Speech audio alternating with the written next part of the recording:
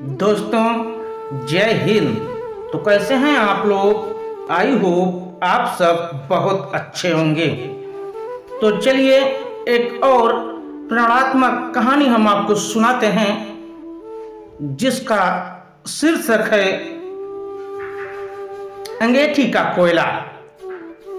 यह एक प्रेरणात्मक कहानी है। जूनियर केजी से शुरू होकर ग्रेजुएशन या फिर उसके बाद भी जहां तक कोई व्यक्ति पढ़ाई करता है तब तक उसका विद्यार्थी जीवन काफी उतार चढ़ावों से भरा हुआ होता है।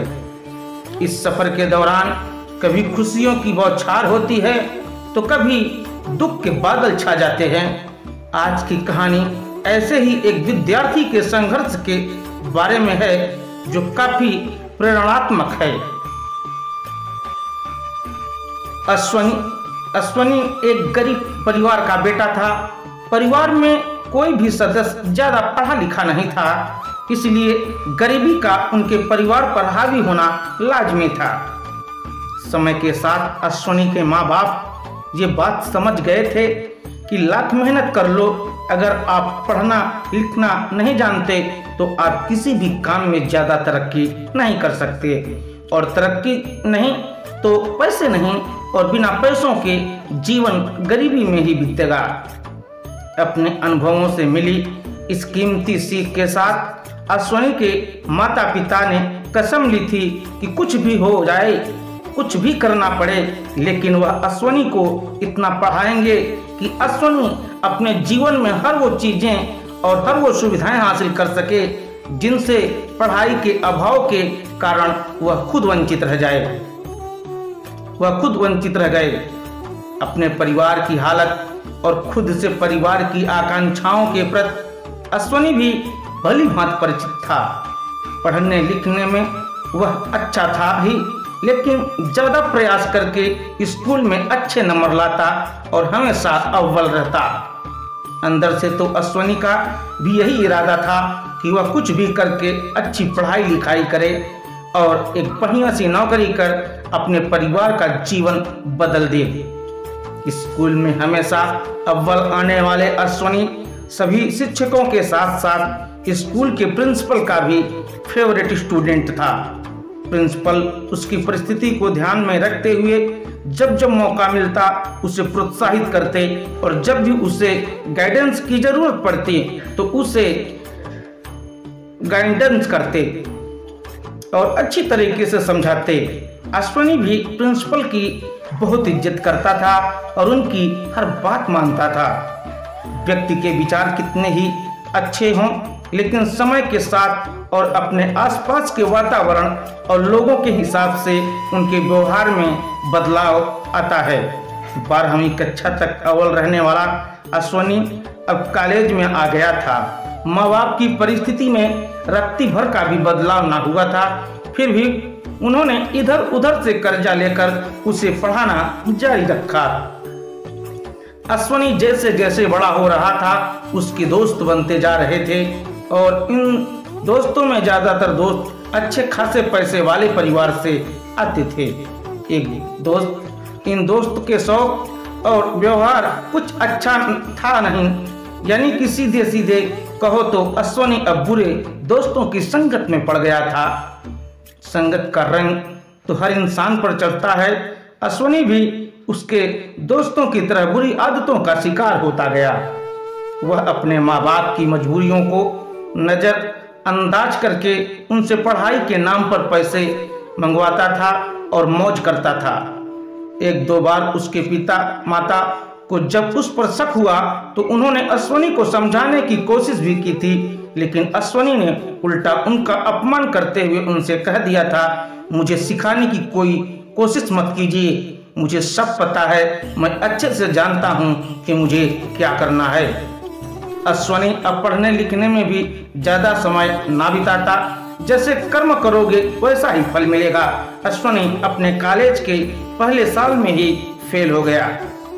हमेशा अपने स्कूल के दिनों में अव्वल आने वाला अश्वनी जब फेल हो गया तो उसका अभिमान टूट गया, और न सिर्फ उसका अभिमान टूटा, वो खुद भी अंदर से पूरी तरह टूट गया। वो ना अपने माता पिता से और ना अपने दोस्तों से और ना ही खुद से नजरें मिला पा रहा था। उसने अब अपने आप को दुनिया से अलग कर लिया। अश्वनी एक कमरे में ही बंद रहने लगा।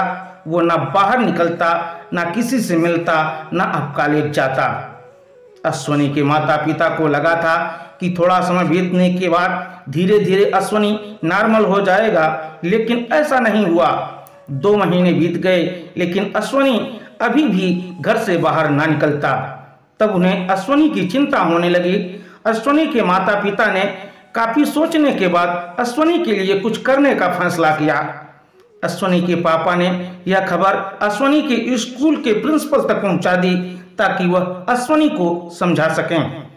प्रिंसिपल ने एक दिन अश्वनी को अपने पास उनसे मिलने के लिए बुलाया।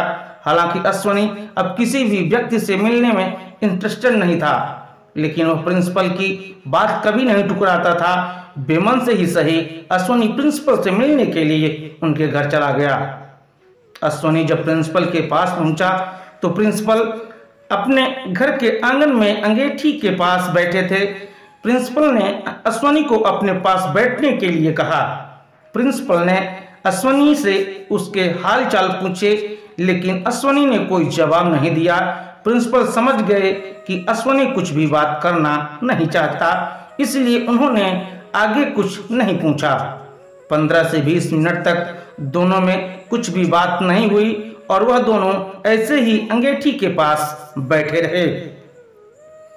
कुछ सोचने के बाद प्रिंसिपल ने अंगीठी से एक जलता हुआ कोयला निकाला और उसे मिट्टी में फेंक दिया। मिट्टी में पड़ा कोयला थोड़ी देर जलता रहा और बाद में पूरी तरह बुझ गया। अश्वनी प्रिंसिपल की यह हरकत बड़े कौतूहल से देख रहा था। उससे रहा नहीं गया और उसने प्रिंसिपल से बोला, सर आपने यह क्या किया? कोयला अच्छा खासा अंगीठी में जल रहा था, आपने उसे बाहर मिट्टी में फेंक कर जाया कर दिया। प्रिंसिपल ने उससे उस बुझे हुए कोयले को फिर से उठाया और वापस अंगीठी में रख दिया। थोड़ी ही देर में वो कोयला फिर से धधक उठा और जलने लगा। तब प्रिंसिपल ने अश्वनी से कहा, देखो मैंने भी तुम्हें यही समझाने के लिए यहाँ बुलाया है। तुम भी अंगीठी का वही कोयला हो जो पहले अच्छे से जल रहा था, लेकिन बाद में मिट्टी की संकट में आने से बुझ गया। अब तुम्हें फिर से अंगीठी यानी पुरानी जगह वापस आना होगा और पढ़ना होगा, और बस फिर तुम्हें फिर से रोशन होने से कोई नहीं रोक सकता। अश्वनी प्रिंसिपल की बात अच्छे से समझ गया। उसने प्रिंसिपल के पैर छूकर उनको धन्यवाद कहा और एक नए संकल्प के साथ अपने घर लौटा आया। अश्वनी के माता पिता भी अश्वनी में आया यह सकारात्मक बदलाव देखकर काफी खुश हुए। अपने सभी गलत संगतियों से दूर अश्वनी अब फिर से वही पहले वाला मेहनती अश्वनी बन गया और अगले साल उसी कॉलेज में जहां वो फेल हुआ था, अच्छे नंबरों से पास हुआ। दोस्तों, जीवन एक नदी की तरह है। इसमें सुख के ज्वार आते हैं, दुख के भाटे भी आते हैं, लेकिन चाहे जीवन में जो भी हो, हमें भी निरंतर बहती नदी की तरह आगे बढ़ते रहना चाहिए। फेल होने में, गिरने में और कहीं पर रुक जाने में कोई बुराई नहीं है। बुराई है फिर से आगे बढ़ने का इरादा छोड़ देने में। दोस्तों, अगर कहानी अच्छी लगी हो तो आप हमारे चैनल को सब्सक्राइब करें, वीडियो को लाइक तथा शेयर करें। कहानी को सुनने एवं देखने के लिए आप सबका बहुत बहुत शुक्रिया, धन्यवाद।